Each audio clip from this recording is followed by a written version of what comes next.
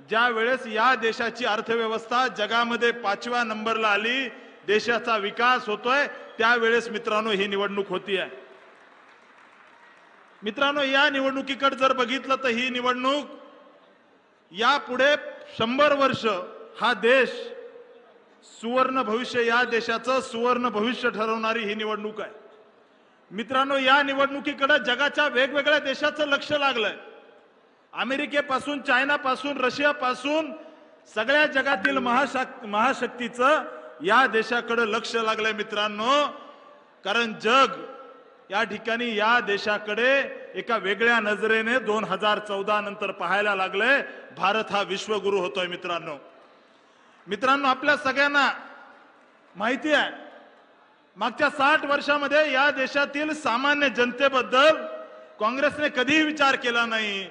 मोदीजी 2014 नंतर या देशामध्ये आले आणि त्या ठिकाणी गोरगरीब जनता, सामान्य मध्यमवर्गीय शेतकरी यांच्यासाठी मोठ्या प्रमाणामध्ये योजना आणल्या मित्रांनो।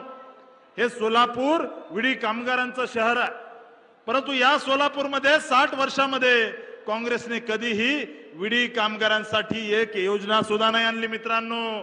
प्रधानमंत्री नरेंद्रजी मोदी एका चहा विकणाऱ्याचा मुलगा, याला सामान्य जनतेचं दुःख समजतं आणि मोदीजीने या सोलापूरमधील विडी कामगारांसाठी 30,000 घराचं भूमिपूजन केलं आणि चाव्या द्यायला सुद्धा स्वतः नरेंद्रजी मोदी या ठिकाणी आले। हे मित्रांनो खऱ्या अर्थानं अभिमानास्पद आहे। मित्रांनो, भारतातील सर्वात मोठी योजना जी 30,000 घरं नरेंद्र मोदीजीने केले, त्याबद्दल सोलापूरकर कायमच मोदीजींसोबत राहतील हा मला विश्वास आहे। मित्रांनो, मोदीजीने 2 लाख घरामध्ये त्या ठिकाणी उज्ज्वला गॅस योजना या सोलापूर जिल्ह्यामध्ये दिली। मित्रांनो, गोरगरीब शेतकऱ्यांना राजीव गांधी सांगायचे, मी दिल्लीतून जर 1 रुपया सोडला तर सामान्य माणसाला 15 पैसे जातात। आता दिल्लीतून मोदीजी 6,000 रुपये पाठवतात आणि आपल्या सोलापूर जिल्ह्यातील शेतकऱ्याच्या खात्यावर किसान सन्मान योजनेचे 6,000 रुपये जातात। मित्रांनो, ही मोदींची गॅरंटी आहे। मित्रांनो, आपल्या सगळ्यांना माहिती आहे, या सोलापूर जिल्ह्यामध्ये अनेक रस्ते केले। सोलापूर विजापूर, सोलापूर हैदराबाद, सोलापूर सांगली, सोलापूर संभाजीनगर आणि येत्या काळामध्ये शक्तीपीठ मार्ग असेल, चेन्नई सुरत रस्ता असेल, हे सगळे रस्ते जवळजवळ 40,000 कोटी रुपयाच्या रस्त्याच्या योजना मोदीजीने या सोलापूरला दिल्या।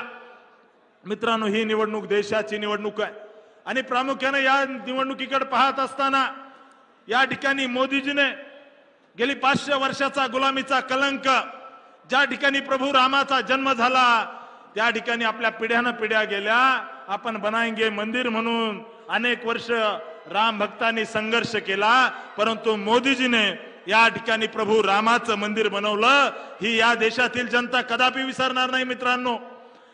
आपल्याला माहिती आहे की या निवडणुकीमध्ये काही लोक ढोंग करतायत।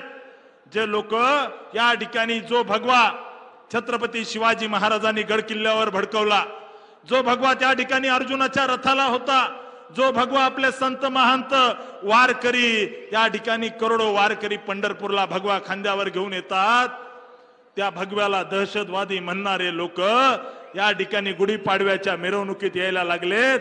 हे इथला हिंदू आणि इथली सामान्य जनता कदापि विसरणार नाहीये मित्रांनो, काँग्रेसची अवस्था काय झाली आहे मित्रांनो? काँग्रेसला घराणेशाहीने वेढलेलं आहे, काँग्रेसला भ्रष्टाचाराने वेढलेलं आहे आणि या ठिकाणी ज्या राहुल गांधींना आता कुठंतरी उत्तर प्रदेशचा अमेठी सोडून वायनाडला जायला लागलंय मित्रांनो, त्या वायनाड मध्ये सुद्धा यावेळेस राहुल गांधीचा 100% पराभव आहे मित्रांनो, आम्ही जनतेमध्ये जातोय, आम्ही त्या ठिकाणी परमपूजनीय डॉक्टर बाबासाहेब आंबेडकरांच्या संविधानावर मतं मागतोय, आम्ही त्या ठिकाणी प्रभू रामचंद्रांचा आशीर्वाद घेऊन मतं मागतोय, आम्ही महात्मा बसवेश्वरांचा आशीर्वाद घेऊन मतं मागतोय। मित्रांनो, काँग्रेसवर ही वेळ आली की फॉर्म भरायला त्यांना नकली शाहरुख खानला इथं आणावं लागलं मित्रांनो, या निवडणुकीमध्ये ही निवडणूक राहुल गांधी विरोधात नरेंद्र मोदी आहे मित्रांनो। या निवडणुकीमध्ये राम सातपुतेला मतदान म्हणजे नरेंद्र मोदींना मतदान आहे, हे सोलापूरकरांना पक्क माहित आहे मित्रांनो। मित्रांनो, ही निवडणूक ग्रामपंचायतची नाहीये, ही निवडणूक पंचायत समितीची नाहीये, ही निवडणूक जिल्हा परिषदेची नाहीये मित्रांनो, ही निवडणूक नगरपालिकेची महानगरपालिकेची नाहीये ना, ही निवडणूक आमदारकीची आहे मित्रांनो, ही देशाची निवडणूक आहे, हे सोलापूरकरांना पक्क माहिती आहे, बरोबर ना। त्यामुळे मित्रांनो, जेव्हा जेव्हा देशाचा विषय येतो तेव्हा तेव्हा सोलापूरकर त्या ठिकाणी देशाच्या भवितव्यासाठी उभे राहतात। हा या सोलापूरकरांचा इतिहास आहे मित्रांनो। मित्रांनो, अनेक घटना घडत असतात, परंतु काल परवा कर्नाटकामधली आपली बहीण नेहा हिरेमठची जी सरेआम हत्या केली, या हत्येचाही मी या सोलापूरमधून निषेध करतो मित्रांनो। आपल्या सगळ्यांना विनंती करतो मित्रांनो, काही लोक म्हणतात लेकीबद्दल बोलतात, पण सोलापूरकर जागरूक आहेत। सोलापूरच्या जर लेकी सुरक्षित ठेवायच्या असल्या तर त्या ठिकाणी भारतीय जनता पार्टी शिवाय पर्याय नाहीये मित्रांनो। त्यामुळे माझी विनंती आहे मित्रांनो, ही निवडणूक देशाची निवडणूक आहे, या ठिकाणी राम सातपुते उमेदवार आहे, परंतु राम सातपुतेला मतदान म्हणजे मोदींना मतदान आहे, हे सोलापूरकरांना माहिती आहे।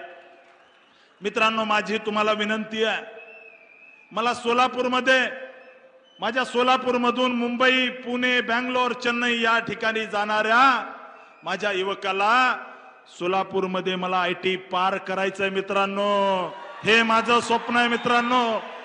मला या ठिकाणी मोदीजींना धन्यवाद द्यायचे, देवेंद्रजी आपल्याला धन्यवाद द्यायचे की 60 वर्षामध्ये या काँग्रेसला सोलापूरच्या पाण्याचा प्रश्न सोडवता आला नाही।